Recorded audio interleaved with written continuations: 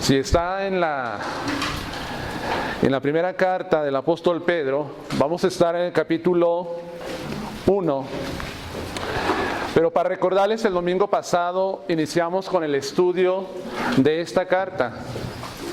Quiero recapitular algunas cosas que enseñé en la introducción de esta epístola. Aprendimos que los cristianos sufrían por causa del compromiso firme que tenían con Cristo. Una de las realidades que no podemos negar o no se puede negar es la siguiente: el creyente cristiano que está dispuesto a no conformarse a este mundo y también a vivir en contra de la corriente, de la cultura dominante, inevitablemente va a sufrir en algún momento de su vida. Esta es una realidad. En algún momento tendremos que pasar por el sufrimiento en nuestra vida cristiana. Todo porque no queremos ir en contra de la corriente ni conformarnos al estándar de este mundo. Algunos de los que están aquí quizás han pasado la experiencia de ser rechazados, sentir la oposición, las burlas, las etiquetas que el mundo hace para con los cristianos, por ejemplo, aleluyos, protestantes, hipócritas y toda clase de adjetivos calificativos que ellos hacen. Algunos han pasado por esa experiencia y quizás algunos van a pasar más adelante cuando usted se decide seguir a Cristo en verdad. Solamente recuerde cuando se convirtió al Señor, ¿cómo le fue con su familia, con sus amigos, en el círculo donde usted se desenvolvía? ¿Cómo le fue? Pero cuando sucede este tipo de cosas, hermanos, ¿cómo reaccionamos cuando nos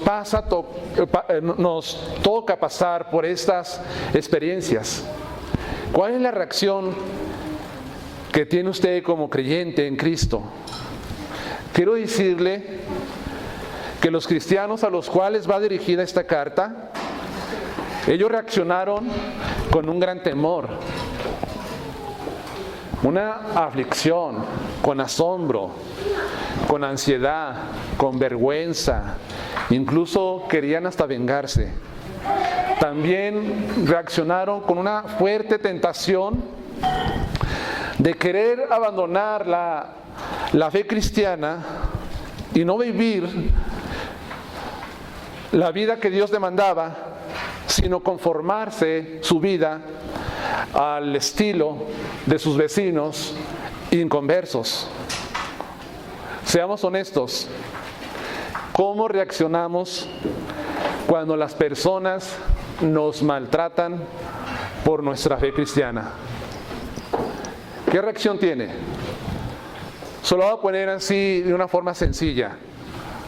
Usted está predicando el evangelio en la calle y va compartiendo folletos, o se detiene con una persona en un comercio y Dios le pone en su corazón compartirle a ese hombre, a esa mujer, pero la persona a la que usted le comparte toma el folleto que usted le dio y lo rompe enfrente de usted, o le hace una mala cara, se burla, tiene una actitud de desprecio.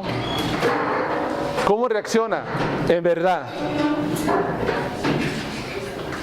Es muy seguro, hermanos, que nosotros vamos a reaccionar como estos cristianos a los cuales va dirigida esta carta. Es muy posible. Así, por estar en este mundo, Es una reacción que todos tenemos semejante a ellos. Pero ¿qué se necesita escuchar cuando somos desanimados, así como estos cristianos, que estamos pasando también tribulación por causa de Cristo o también por cualquier otra tribulación en nuestra vida? ¿Cómo reacciona? Recuerde que Pedro les escribe a estos cristianos para exhortarlos, para darles palabras de ánimo, de consuelo, palabras de seguridad, impulsarlos a seguir adelante.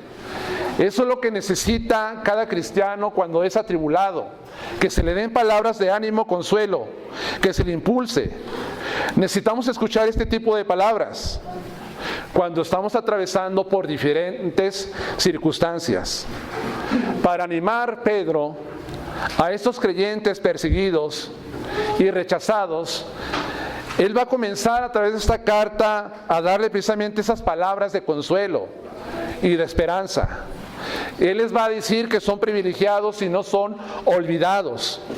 Me pongo a pensar si en algún momento estos cristianos pasó por su mente: Dios ya nos olvidó, Dios ya no se acuerda de nosotros. Es por eso que nosotros estamos sufriendo. Es posible que pasó por su mente estas preguntas. Es muy común que cuando alguien está sufriendo, es de enfocarse solamente en sí mismo. Solo estamos pensando en lo que sucede, en lo que pasa, y todos nuestros pensamientos están en ese problema. Es muy común verlo en el cristiano, tener este enfoque en sí mismo solamente. Y algo que sucede también cuando estamos siendo atribulados es que dejamos de pensar en muchas veces las verdades de la palabra de Dios. Cuando las verdades de la palabra de Dios son reflexionadas, meditadas, son como la gasolina al motor del coche que le sirve para impulsarlo y seguir adelante. Eso es lo que pasa. Es muy necesario que nosotros nos enfoquemos en la palabra que dice el Señor en las Escrituras y estemos pensando las verdades que Él nos ha revelado a través de la Biblia. Pedro los va a animar a esos cristianos, reitero, con palabras de consuelo y seguridad que se necesitan escuchar cuando estamos pasando por sufrimiento en nuestras vidas. Él les va a decir lo privilegiado que son en el Señor. Y en esta tarde voy a compartir solamente 2 puntos. Número 1, elegidos por Dios. Número 2, una esperanza viva en Dios también. Veamos lo que dice Pedro, capítulo 1, versículo 1 y 3. Pedro, apóstol de Jesucristo, a los expatriados de la dispersión en el Ponto, Galacia, Capadocia, Asia y Bitinia, elegidos según la presencia de Dios Padre en santificación del Espíritu, para obedecer y ser rociados con la sangre de Jesucristo. Gracia y paz os sean multiplicadas. Bendito el Dios y Padre de nuestro Señor Jesucristo, que según su gran misericordia nos hizo renacer para una esperanza viva, por la resurrección de Jesucristo de los muertos. Pedro se presenta en esta carta como el autor. Es Pedro. Algunos han pensado que este apóstol sería incapaz de producir una carta de esta naturaleza, un manuscrito tan pulido, porque lo consideraban a Pedro como un hombre sin letras, pero eso no significa que él no supiera leer ni escribir, ¿verdad? Algunos piensan que solamente las personas eruditas, académicas, son capaces de producir obras refinadas, pero están muy equivocados en eso. Las personas que llegan a tal conclusión no conocen la historia cristiana y no se dan cuenta cómo Dios ha utilizado a hombres que no tienen alguna preparación académica ni son eruditos en alguna disciplina, pero sin embargo han producido obras magníficas, grandiosas en este mundo para la iglesia. Por ejemplo, ¿ustedes se acuerdan de John Bunyan, el autor del Progreso del Peregrino? Que es una alegoría de el cristiano que comienza su caminar hacia la ciudad celestial. ¿Quién era Juan Bunyan? Era un hojalatero. Él arreglaba enseres de cocina. Así era, y sin embargo produjo una de las obras más magníficas que ha sido de consuelo también y de ánimo para los cristianos en el mundo. Es Pedro, pues, el autor de esta carta, guiado por el Espíritu Santo, quien escribe y se presenta como apóstol de Jesucristo, con la autoridad de Cristo mismo. Él les va a hablar a este grupo de creyentes que están dispersos en diferentes regiones de Asia Menor. Esta carta está básicamente escrita para la iglesia. Recuerde que la iglesia son aquellos judíos que han creído en Cristo como Señor y Salvador, y también aquellos gentiles, nosotros, que hemos también reconocido al Señor como nuestro Salvador. Así se compone la iglesia, tanto de judíos como de gentiles. Es una nueva sociedad que Dios empezó hace 2000 años, y esta carta está escrita precisamente para la iglesia. Ahora, dice aquí el apóstol Pedro que eran expatriados, que estaban en la dispersión. Estos cristianos habían sido dispersos por estas regiones donde menciona en el versículo 1, habían sido alejados, dispersos de entre las naciones alrededor. Y es por eso que viven como extranjeros temporalmente en una tierra ajena a su verdadera patria. Cuando el Evangelio llegó a Asia Menor, los que tienen una Biblia y tienen un mapa, a veces las Biblias tienen mapas, las de estudio, aquí nos ilustra dónde estaban estos cristianos ubicados. Es lo que actualmente es Turquía. Pero cuando llegó el Evangelio a estas regiones, el Evangelio tuvo o trajo cambios sociales radicales, drásticos en las personas. Los que antes disfrutaban de la aceptación social de parte de sus conocidos, ahora eran rechazados y experimentaban lo peor de la discriminación social ellos, los cristianos. El Evangelio, cuando llega a una persona, produce cambios. El mismo Cristo dijo que cuando alguien creyera en Él, que Él vino no para traer paz, sino espada. Obviamente Él ha traído paz en muchos sentidos, pero también ha traído la espada. Él dice que vino a poner a la nuera contra la suegra, al padre contra el hijo contra los padres, el hermano con el hermano. Cristo habló acerca de eso. Entonces el Evangelio, cuando llega a estos lugares, produce esos cambios sociales. La gente empezó a bajar de nivel de una forma muy drástica y el conflicto que experimentaban era tremendo, estos destinatarios de la carta. Déjele digo, como extranjeros, esos cristianos padecían mucho. No se les daban los mismos privilegios que los ciudadanos naturales que tenía la sociedad. En el antiguo Israel, a los extranjeros se les brindó cierta protección, dice la palabra de Dios.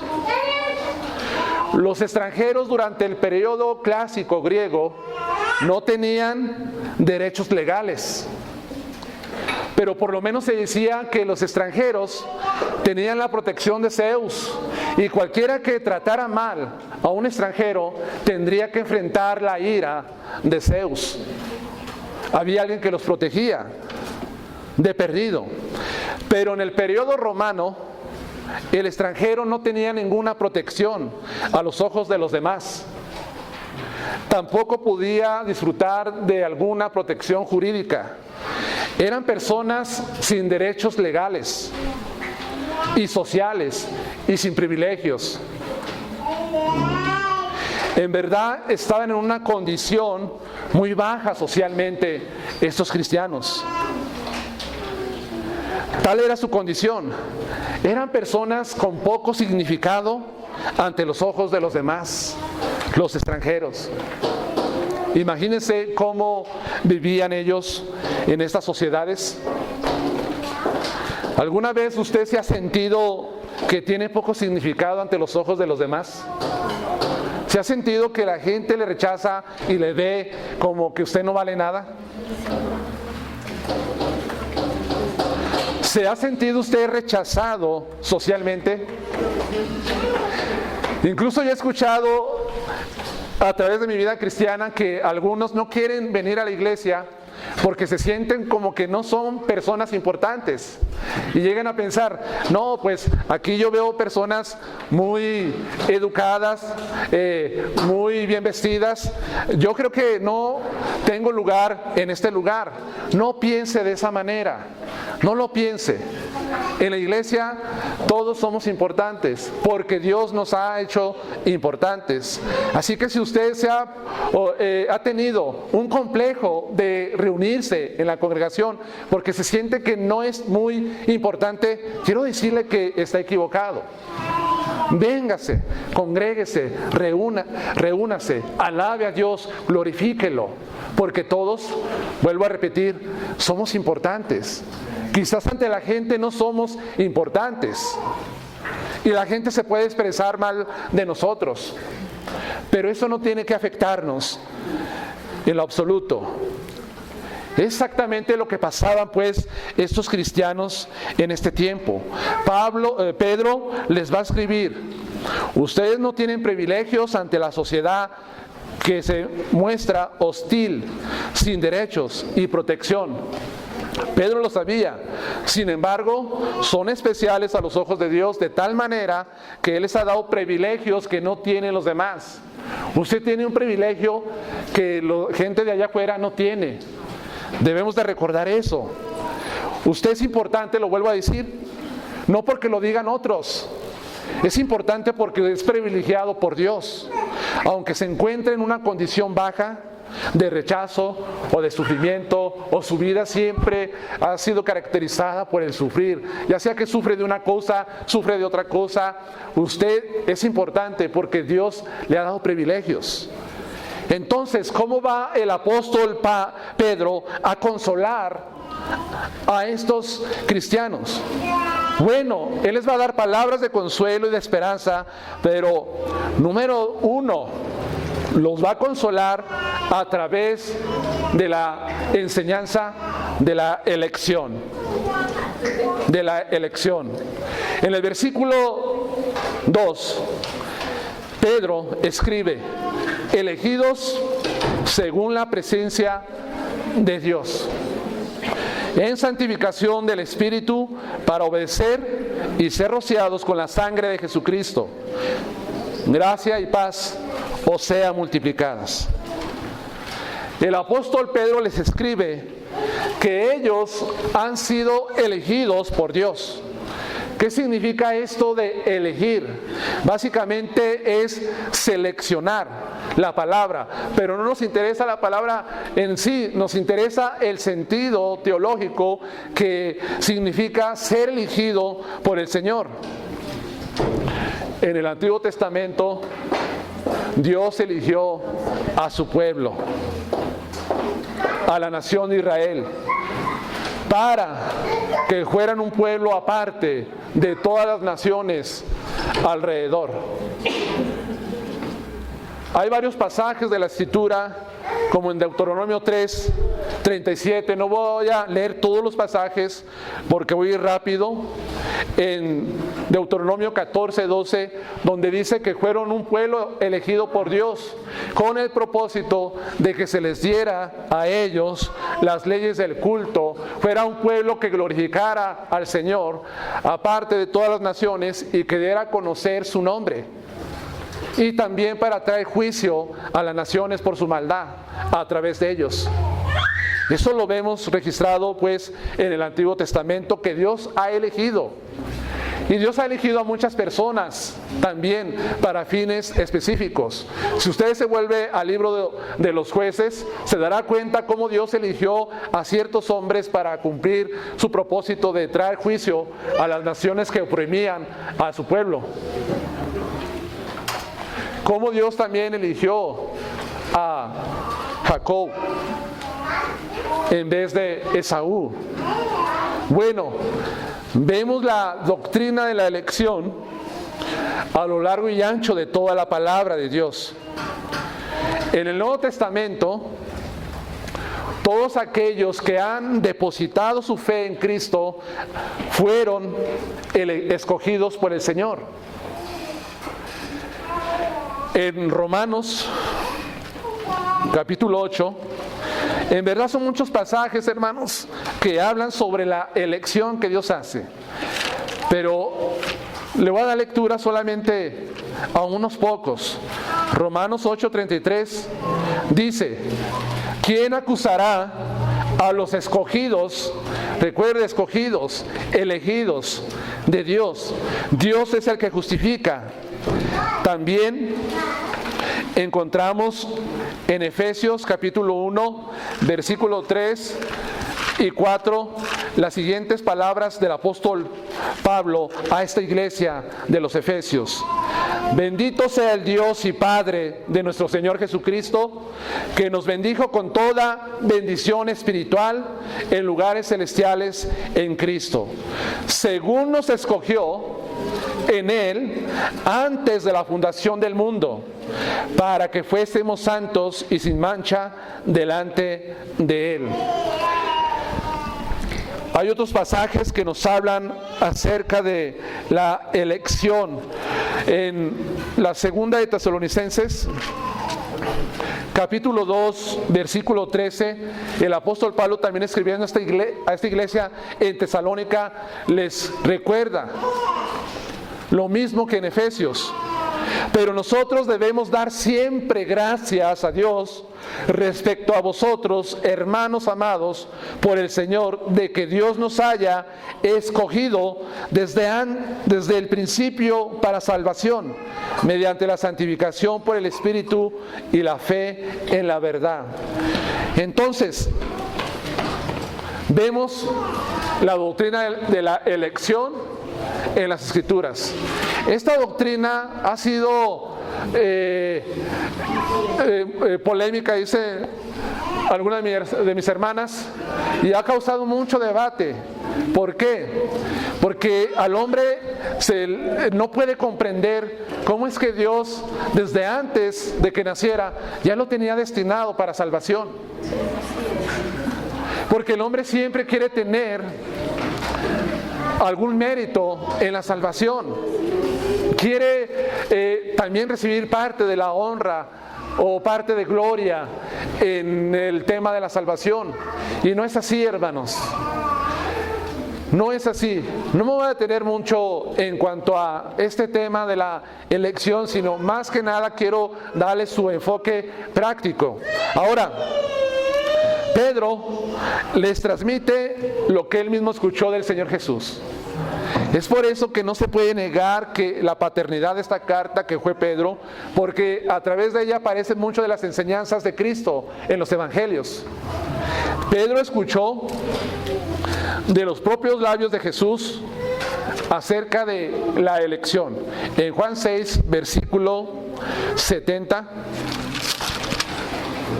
Juan 6, 70. Jesús le respondió: ¿no os he escogido yo a vosotros los 12? ¿Y uno de vosotros es el diablo? Y en Juan 6:44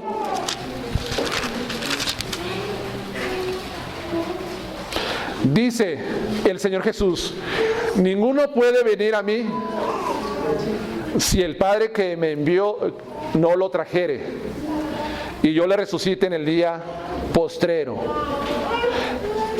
Pero en el versículo 37 arriba: todo lo que el Padre me da vendrá a mí, y al que a mí viene no le echo fuera.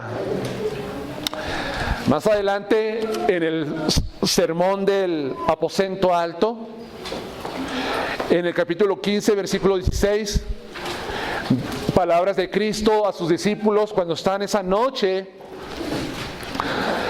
celebrando la cena. Él les recuerda estas mismas palabras: no me elegiste vosotros a mí, sino que yo os elegí a vosotros, y os he puesto para que vayas y llevéis fruto, y vuestro fruto permanezca. Entonces, hermanos, si nosotros estamos en esta tarde aquí reunidos y nos hemos arrepentido, hemos confesado a Jesucristo como el único y suficiente Salvador de nuestras vidas, es porque Dios nos eligió, porque el Señor nos llevó a los pies de Cristo para reconocerle a Él como el enviado de Dios. No es por usted, no es por mí, es por el Señor. ¿Y cuándo sucedió esto? Desde antes de la fundación del mundo ya estaba usted en la mente de Dios. Estos cristianos de la carta ya estaban en los propósitos de Dios desde la eternidad pasada, de acuerdo a estos versículos que nosotros hemos leído. Y más pasajes de la Escritura hablan acerca de la elección que Dios hace. Pedro entendía claramente lo que significaba ser elegido por Dios. Fíjense: elegido, privilegiado para salvación. Pedro. Este Pedro procedía de una región de Israel, de Galilea, al norte de Israel. Y los galileos eran menospreciados por los habitantes de Judea. Además, Pedro también fue menospreciado por los líderes sacerdotes de aquel tiempo, cuando él predica su primer sermón, que se convierte en mucha gente. Lo mandaron a arrestar y lo presentaron ante las autoridades judías. ¿Y cómo se expresaban los judíos de Pedro y de Juan? Les consideraban como personas del vulgo, como personas vulgares, que no encajaban dentro de la sociedad educada de Israel. Así era Pedro. Pero sin embargo, pues con el entendimiento de la palabra de Dios, se da cuenta de lo privilegiado que era. Pedro no era una persona, según el mundo, importante ante la sociedad. Fue objeto de menosprecio. Entonces él escribe a sus lectores que enfrentan el sufrimiento, que lo deben llevar con esperanza triunfante de esta gran verdad de ser elegidos por Dios. La elección que Dios hace a ellos y a nosotros no es porque seamos personas importantes en el mundo, no porque seamos personas sobresalientes y privilegiadas en la sociedad. No lo hace así. Es más, la carta a los Corintios, en el primer capítulo, versículo 27-29, dice que de lo vil y menospreciado escogió Dios. ¿Para qué lo hizo el Señor? Para avergonzar a los sabios y entendidos de este mundo, para que nadie se jacte y se gloríe en su presencia. No son llamados muchos nobles y muchos sabios, acuerdo al mundo, sino Dios es el que lo hace. Entonces, la gente sencilla ha sido la que ha compuesto la mayor parte de la iglesia cristiana. No significa que Dios no llame a algún sabio o entendido, a algún noble. Sí lo hace, pero son pocos los que llegan a los pies de Cristo.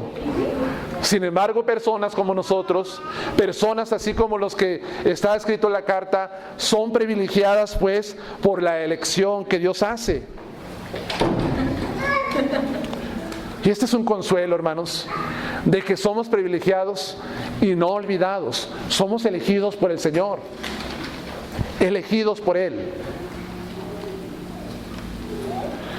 Esta elección, si volvemos a la carta, dice que fue por la presencia de Dios, el preconocimiento del Señor, según la presencia de Dios. ¿Qué significa esto de presencia, preconocimiento? Significa que Dios planificó por anticipado, no que hubiera observado desde antes. No es precisamente un proceso mental, sino una decisión soberana de Dios.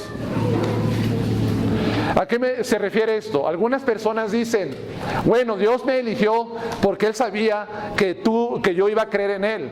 Tú ibas a creer en Él. Desde la eternidad, en su conocimiento del futuro, Él ya sabía que tú ibas a creer en Él. Por eso Dios te eligió. Pero más bien sería al revés. Dios nos eligió porque Él sabía que nadie de la raza humana en el mundo iba a creer en Él. Esta es la enseñanza bíblica, hermanos, según la palabra de Dios. ¿Qué dice Hechos capítulo 2, versículo 23? Hechos 2, versículo 23. Está hablando Pedro en su primer discurso y estaba mencionándoles acerca de la crucifixión de Cristo Jesús. Y él les dice: varones israelitas, oí estas palabras, versículo 22, Jesús Nazareno, varón aprobado por Dios entre vosotros, con las maravillas, prodigios y señales que Dios hizo entre vosotros por medio de Él, como vosotros mismos sabéis. A este, entregado por el determinado consejo y anticipado conocimiento de Dios, prendiste y mataste por manos de inicuos, crucificándole. El apóstol Pedro en su primer discurso dice que fue Cristo crucificado, murió por el determinado consejo de Dios anticipado. Ya estaba destinado, ya estaba esto dicho en la eternidad pasada, lo que iba a pasar con Cristo. Entonces el Señor hace estas cosas. Si esto fuera lo contrario, sería que Cristo nos elige, más bien Dios nos elige porque vamos a creer en Él. Sería como decir, Dios determinó anticipadamente que Cristo iba a morir porque Jesús iba a querer morir en la cruz. No es así, hermanos. Entonces, la elección que Dios hace es según su conocimiento, pero porque Él sabe que nadie iba a creer en Él. No es un ejercicio solamente, como se lo mencioné, de estar observando, sino es una decisión soberana del Señor. Romanos capítulo 8, versículo 29 nos dice también, Romanos 8, versículo 29, porque a los que antes conoció, también los predestinó para que fuesen hechos conforme a la imagen de su Hijo, para que Él sea el primogénito entre muchos hermanos.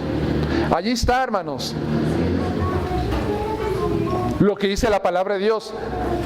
¿Qué quiere ¿Qué quiere lograr el apóstol Pedro con estas palabras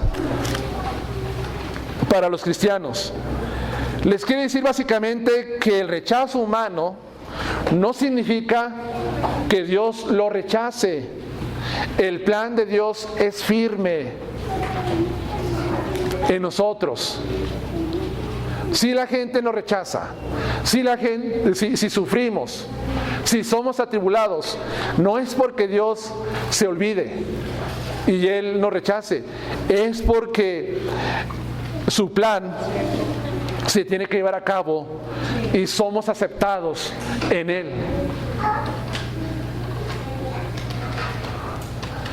Volviendo aquí a la carta del apóstol Pedro, en el verso 2, dice también en santificación del Espíritu. El Espíritu Santo fue el que llevó a cabo la elección, separó a los escogidos a un llamado especial. El Espíritu Santo hace santos a los elegidos de Dios, apartándolos del pecado y de la incredulidad para llevarnos a la fe y a la justicia en Cristo Jesús. ¿Qué es esto? El Espíritu Santo, la palabra santificar que usa, de lo que hace el Espíritu Santo es que nos aparta de una manera negativa del pecado y de una manera positiva nos consagra, nos lleva al Señor, a tener fe, nos aparta de la incredulidad que teníamos. Entonces, ¿cuándo se hace la elección? ¿Cuándo empieza bueno, es en el futuro, pero ¿cuándo la elección se llevó a cabo? La temporada pasada, pero ya en el tiempo, cuando nosotros conocemos de Jesucristo, somos apartados por el Espíritu, regenerados por Él y nos santifica, nos aparta de la incredulidad. En verdad, el Espíritu Santo tiene un papel determinante en la salvación, en la elección de los hombres, del creyente. Romanos 15:16 nos dice que también el Espíritu Santo nos santificó, nos apartó. También en Hechos 15, versículo 7 y 9, el Espíritu Santo purificó por la fe los corazones de los convertidos. En ese concilio donde están los apóstoles, les dice Pedro, también los gentiles tienen el Espíritu Santo. Fueron purificados sus corazones. Hermanos, la salvación es obra del Espíritu Santo. Juan 3:8, Cristo teniendo esa conversación con Nicodemo, le dice Cristo a Nicodemo, hermano Salvador, de cierto te digo, que si no naces de nuevo, no puedes ver el reino de Dios. Es necesario que nazcas de agua y de espíritu. Y en Tito, capítulo 3, versículo 5, Tito 3, versículo 5, voy a leer este pasaje de la Escritura.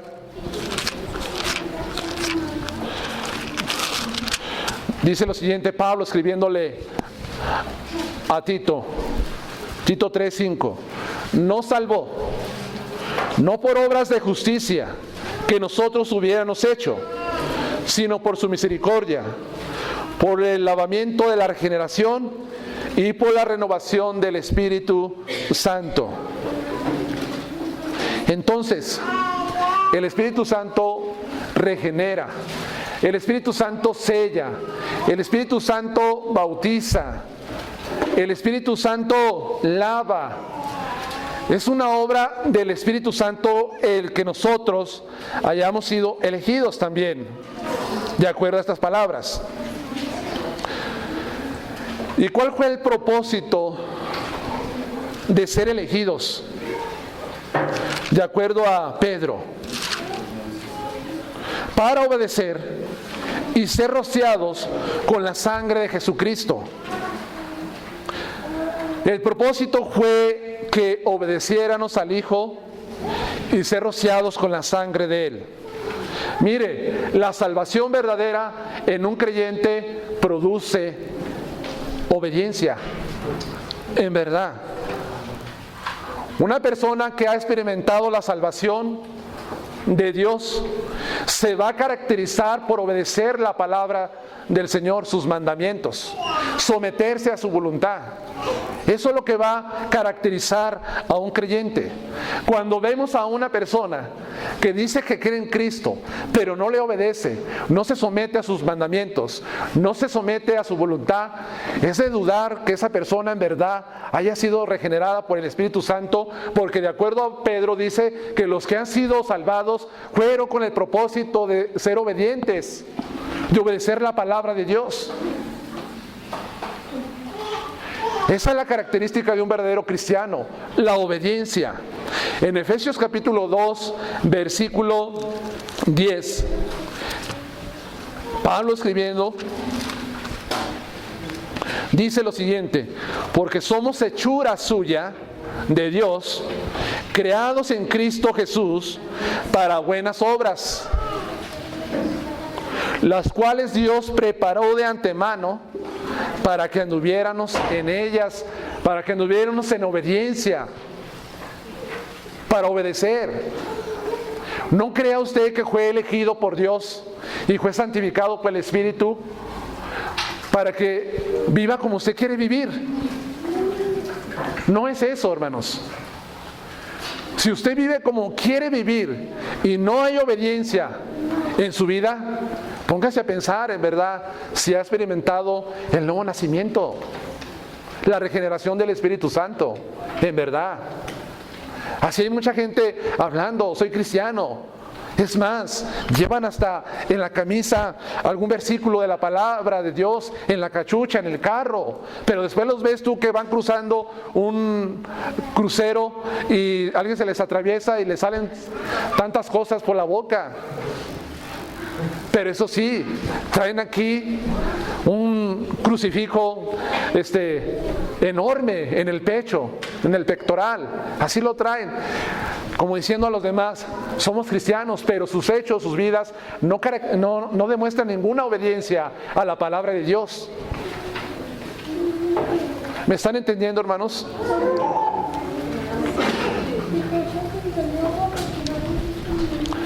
Los creyentes han sido rociados por la sangre de Cristo. ¿Qué tenía este Pedro en mente cuando escribe que han sido rociados con la sangre de Cristo? ¿Qué pasaba por su mente? Es casi seguro que Pedro tenía en mente un suceso del Antiguo Testamento donde Moisés rocía sangre sobre el pueblo de Israel. Eso se encuentra en Éxodo 24, del versículo 4 al 8. Pero quiero leer lo que dice Hebreos, porque es paralelo a lo que sucedió. Hebreos capítulo 9, versículo 19 y 22. Dice el versículo 19 de Hebreos 9, 19 y 22. Porque habiendo anunciado Moisés todos los mandamientos de la ley a todo el pueblo, allá en el Antiguo Testamento Moisés recibe la ley de Dios, la recibe. Ahí es lo que está hablando aquí el escritor de Hebreos. Tomó la sangre de los becerros y de los machos cabríos con agua. En aquel suceso Moisés levantó un altar y puso 12 piedras que representaban a las 12 tribus de Israel. Tomó la sangre de becerros y de machos cabríos con agua, la lana escarlata y hisopo, y roció el mismo libro y también a todo el pueblo. Lo roció, lo salpicó Moisés. Y además de esto, 20, diciendo, esta es la sangre del pacto que Dios ha mandado. 21, y además de esto roció también con la sangre el tabernáculo y todos los vasos del ministerio. Y casi todo es purificado según la ley con sangre. Y sin derramamiento de sangre no se hace remisión ¿de qué? De pecados. Entonces, hermanos, la sangre derramada era una demostración tangible de que dos partes han hecho un compromiso, un convenio. Israel hizo una promesa de obedecer a Dios, mediada a través de un sacrificio. La sangre esparcida en el altar, en aquel suceso, representa el pacto de Dios para revelar su ley al pueblo, y la sangre esparcida sobre el pueblo significa la aceptación de obedecer por parte del pueblo. O sea, hubo un convenio, hubo un pacto. Dios les dice, les doy mis leyes. Ellos dicen, está bien, nosotros la obedecemos. Hacemos un pacto, un convenio, pues. ¿Y cómo se hace el pacto y el convenio? A través de un sacrificio, derramando sangre sobre el altar y sobre el pueblo. En forma similar, los creyentes en Cristo hemos entrado en un nuevo pacto por medio de la sangre derramada de Cristo. Hemos tomado la cena del Señor. Y cada vez que tomamos la cena, tenemos por costumbre leer secciones de Hebreos y también alguna sección de Corintios y de los Evangelios. Y hemos leído Mateo 26, 28, donde Cristo dice, hablando acerca del nuevo pacto, que esta es la sangre que es derramada por el nuevo pacto. Y lo recitamos. Entendamos qué es lo que significa. Yo sé que algunos de ustedes apenas están conociendo de las Escrituras y les parece difícil entender estas enseñanzas, pero tenemos que ir madurando en ellas también. Ahora, cuando Cristo derrama su sangre en su muerte, también nosotros los creyentes hemos entrado en un pacto con Dios. Desde el principio, Pedro intenta recordarles a los cristianos que han hecho ese pacto inquebrantable e inalterable con Dios por medio de la muerte de Jesucristo y su compromiso de obediencia. Entonces, hermanos, allí nosotros también estamos comprometidos a obedecer a Cristo Jesús, a obedecerlo.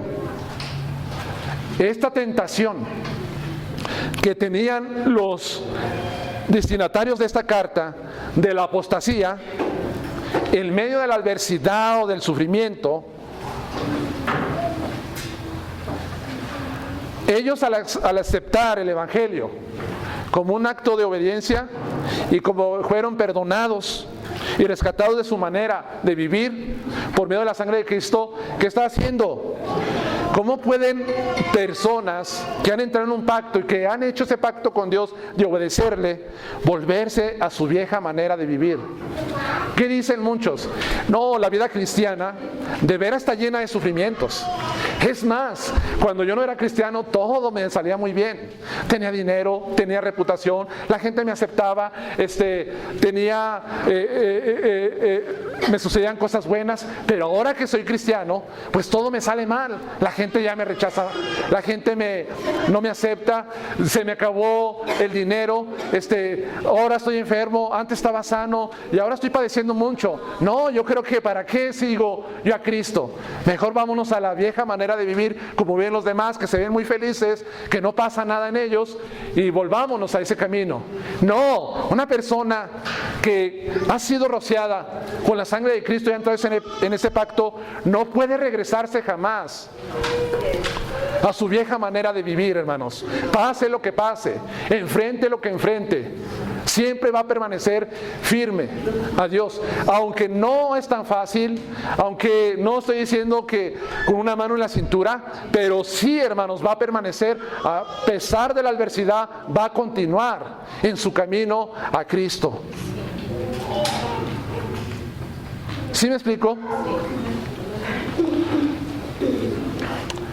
Entonces, Pedro les escribe, no, ustedes entraron en un pacto, no pueden volverse, no pueden ajustarse a ese estilo de vida que tenían antes y que es semejante a los que no creen en Jesús. Volvamos a Pedro. Número 2. Ellos son privilegiados y estimulados a través de una esperanza viva en el Señor, en Dios. Bendito el Dios y Padre de nuestro Señor Jesucristo, que según su gran misericordia nos hizo renacer para una esperanza viva por la resurrección de Jesucristo de los muertos. Pedro los va a animar recordándoles la gran verdad de Dios en sus vidas. Para ser animados cuando estamos sufriendo, hay que recordar, hermanos, las verdades de Dios, de lo que Dios ha hecho en nuestras vidas, y verá cómo eso nos estimula para seguir adelante. No se olvide de esto.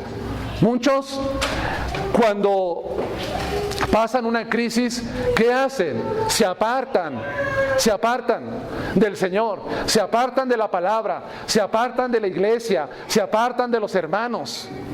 Y eso, en vez de beneficiarles, les perjudica demasiado. Pero cuando estamos atribulados, estamos sufriendo, hay que recordar la palabra, hay que llegar a las Escrituras, leer, meditar, escuchar la voz de Dios en ella. Hay que congregarnos con los hermanos. ¿Para qué? Para ser estimulados, para ser animados. Hay que no alejarnos. Hay que llegar a la presencia de nuestro Dios. Recordando la obra, pues, de Dios en nosotros. Este Pedro le recuerda a ellos acerca de la gran misericordia de Dios. Les dice que los hizo renacer para una esperanza viva. Veamos esto en partes. Todo cristiano, hermanos, ha nacido de nuevo. Todo cristiano tiene un nuevo nacimiento. El concepto de nacer de nuevo no es único de los apóstoles de Cristo, de los cristianos. El concepto de nacer de nuevo también algunas tradiciones judías lo tienen. Por ejemplo, hermanos, un rabino llamado José dice: el prosélito que abraza al judaísmo es como un niño recién nacido. Los judíos también dicen, cuando alguien cree en nuestras doctrinas judaicas, esa persona es como un recién nacido.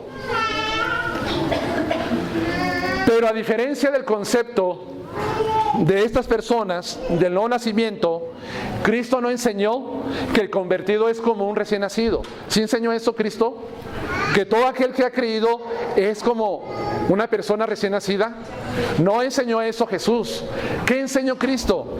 Él enseñó que el convertido en verdad es un recién nacido en Dios, que ha sido transformado de una forma radical. Ahí está la diferencia. No es que seamos como recién nacidos, sino que en verdad somos nacidos de Dios. Somos nacidos. Es como cuando se dice, los hermanos en la iglesia son como una familia son como una familia. No es que seamos como una familia, es que en verdad somos la familia de Dios, de acuerdo al libro de la carta a los Efesios. Entonces, ¿cómo sucedió esto? En la primera de Juan, en el Evangelio de Juan 1:12 dice: a todos los que le recibieron, a los que creen en su nombre, les dio potestad de ser hechos hijos de Dios, los cuales no son engendrados de carne, de sangre, ni de voluntad de varón, sino ¿de quién? De Dios. Somos nacidos de Dios, de acuerdo a las palabras de Jesucristo. Nacidos en verdad. ¿Cuál es el agente, pues, que realiza también el nuevo nacimiento en la vida de un cristiano? ¿Cuál es?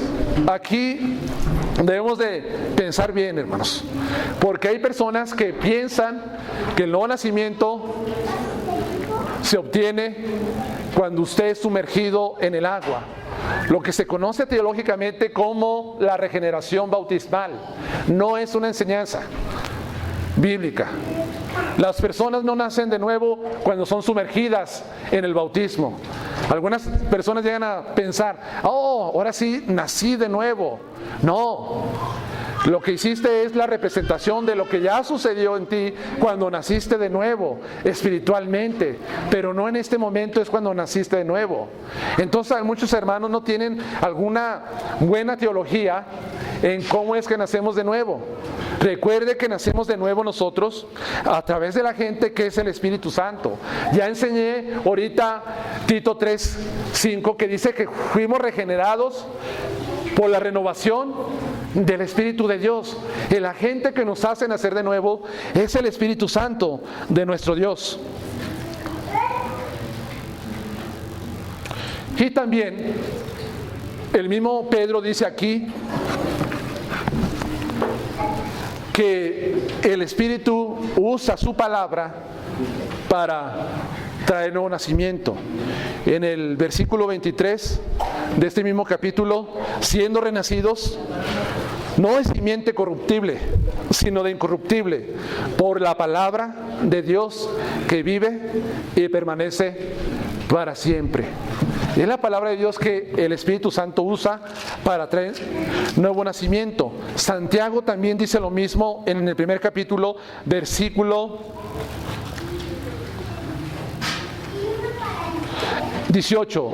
Él, en su voluntad, nos hizo nacer por la palabra de la verdad para que seamos primicias de sus criaturas. Entonces, la palabra de Dios es la que usa el Espíritu. La palabra, el mensaje del Evangelio. Por eso las personas necesitan escuchar el mensaje del Evangelio, porque el Espíritu Santo es el que va a respaldar ese mensaje solamente, no nuestras propias palabras, hermanos, ni nuestras propias ideas o experiencias. Es el mensaje del Evangelio, es la palabra la que va respaldada por Dios para traer nuevo nacimiento a las personas.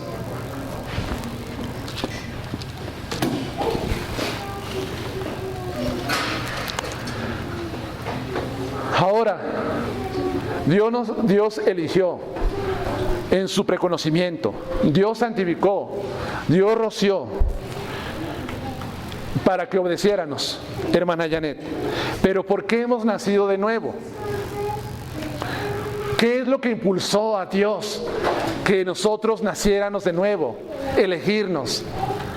¿Qué es lo que Dios ve en tu vida y ve en mi vida? Ve tus talentos, ve tus habilidades, ve tu posición social, ve tu dinero, ve tus capacidades. ¿Eso es lo que impulsó a Dios para elegirte? Claro que no, no fue eso. Aquí la palabra de Dios dice, por su gran misericordia, por su gran misericordia es que Dios nos hizo nacer de nuevo. Fue la compasión. La regeneración es producto de la misericordia de Dios. Todas las personas estamos en una condición de pecado y de condenación. Todos los seres humanos. Esa es la condición. Todos estamos perdidos. No hay nadie bueno en este mundo, ni siquiera uno, a los ojos de Dios. La condición del hombre es mala, es pudrida, es perversa ante los ojos del Señor. Entonces, Dios, en su grande misericordia, es el que hace que nosotros nazcamos de nuevo. ¿Qué significa misericordia? Alguien ha dicho que misericordia es que Dios no nos da lo que merecemos, lo que sí merecemos, perdón. ¿Qué merecemos nosotros? La muerte, la condenación, el castigo eterno, la ira de Dios. Eso es lo que merecemos por nuestros pecados. Misericordia es que Dios no nos da lo que sí merecemos. Y cuando hablamos de la gracia, es que Dios nos da lo que no merecemos.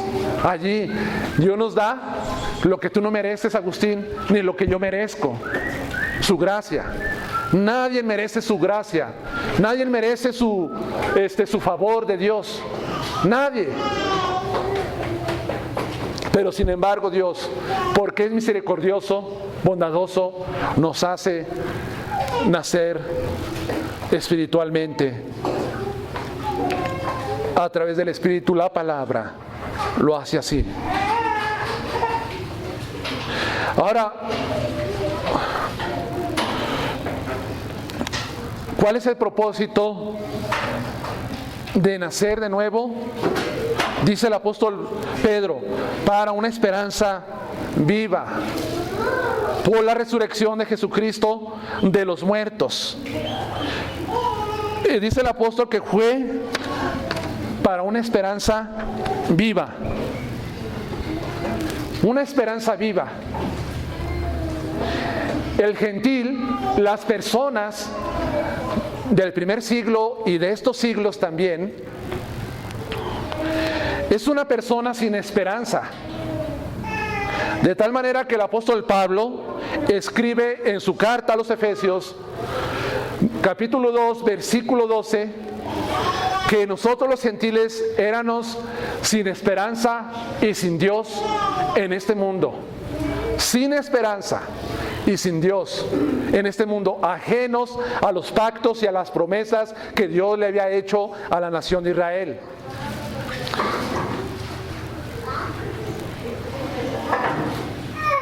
Entonces, hermanos, como gentiles no teníamos esperanza. Es más, déjele digo cómo se percibía el gentil del primer siglo, cómo se percibían esa sociedad en la cual estaban estos cristianos sufriendo. ¿Cómo se percibían? Un autor dice, en el ámbito cultural griego se desconoce una esperanza viva como actitud religiosa fundamental. O sea, no existía en ellos una esperanza. Para ellos no. Con todo esto se estaba desesperado frente a los poderes del mal, de la culpa y de la muerte. Déjeselo, doy a entender. Las personas en esa cultura gentil, griega, romana, estaban sin esperanza y decían, bueno, las cosas del mal, los poderes, no se van a terminar. Estamos desesperados. Esto ya me tiene frustrado completamente lo que está pasando. Es más, sus pecados, sus culpas, no las podían, ¿cómo le puedo decir? No podían calmar ese sentimiento de culpa porque no tenían esperanza. Además también, ante la muerte, decían, no hay esperanza alguna ante la muerte. No hay esperanza. Un coro lanza esta queja, fíjese lo que lanza. Es mejor no haber nacido. Es mejor no haber nacido. ¿Por qué? Porque no hay esperanza para ellos. Séneca, que fue un filósofo romano, poeta también, escritor, que vivió antes de Cristo, unos años atrás, dice lo siguiente en cuanto a la esperanza. Dice, afirma que la esperanza designa un bien inseguro, o sea, es algo incierto, no hay esperanza, todo es incertidumbre en este mundo, de acuerdo a este filósofo romano.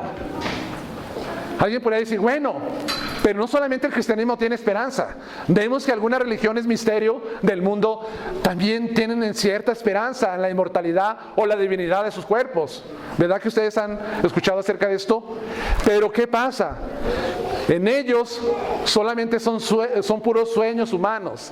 No es una realidad, no es verdad, como en la fe cristiana. Teócrito, poeta griego, comenta sobre la falta de esperanza. Fíjese lo que dice este poeta griego, que vivió siglos atrás, antes de Cristo. La esperanza es para los vivos. Los muertos son sin esperanza. Los muertos son sin esperanza. De acuerdo pues con esta cita, los gentiles tenían una concepción en cuanto a la vida de una forma trágica, ya que no existía esperanza más allá de esta vida, según el mundo gentil.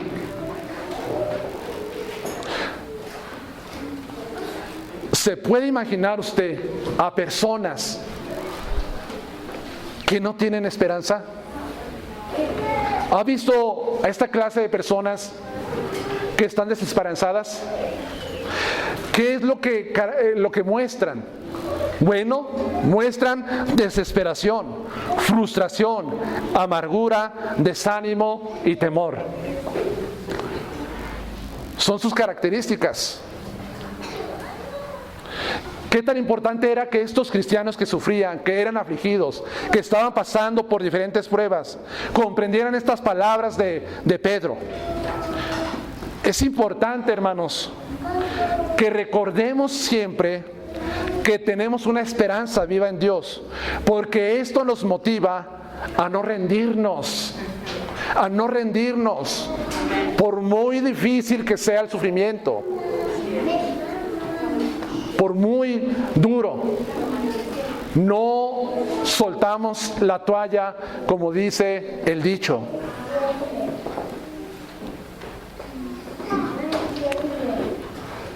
Entonces, la enseñanza de una esperanza viva es muy importante. ¿Ha pasado por su mente rendirse? ¿Usted piensa en alguna ocasión rendirse por los problemas del presente?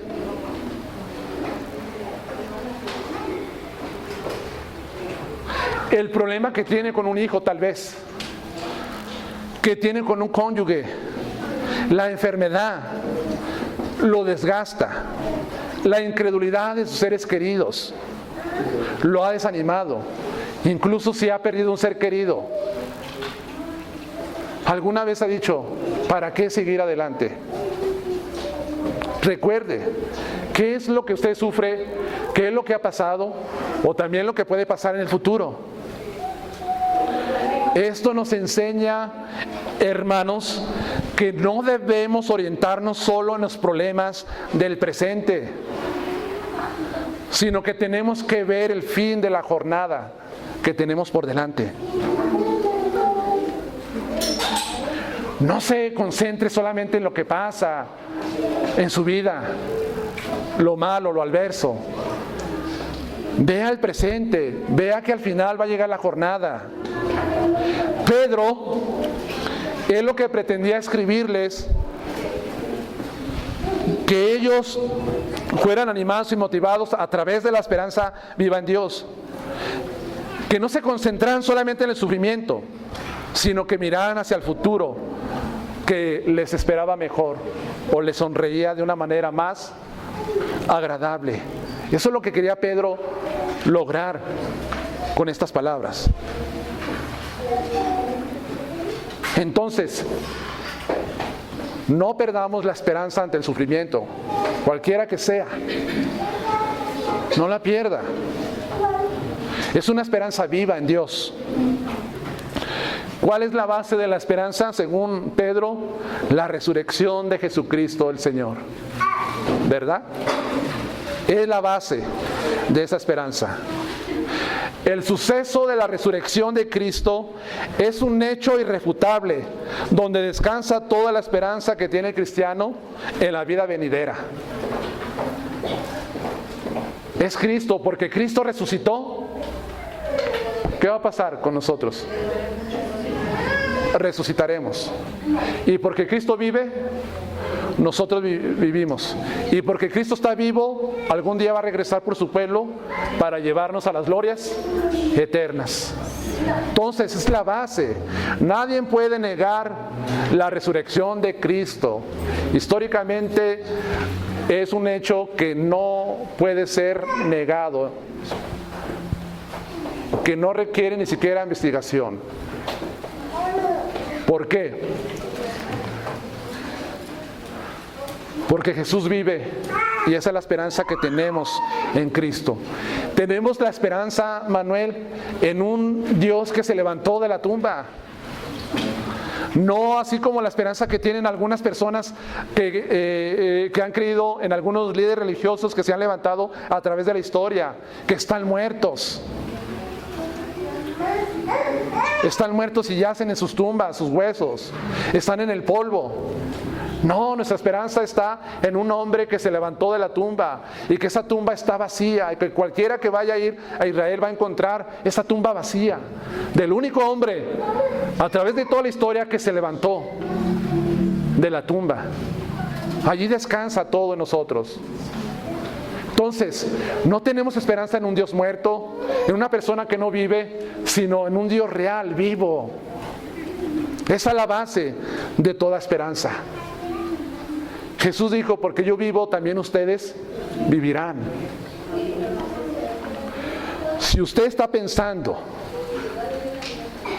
o más bien, si usted está pasando por cualquier tipo de sufrimiento y se ha desanimado, estresado y solo ha pensado en los problemas del presente, recuerde las verdades de Dios.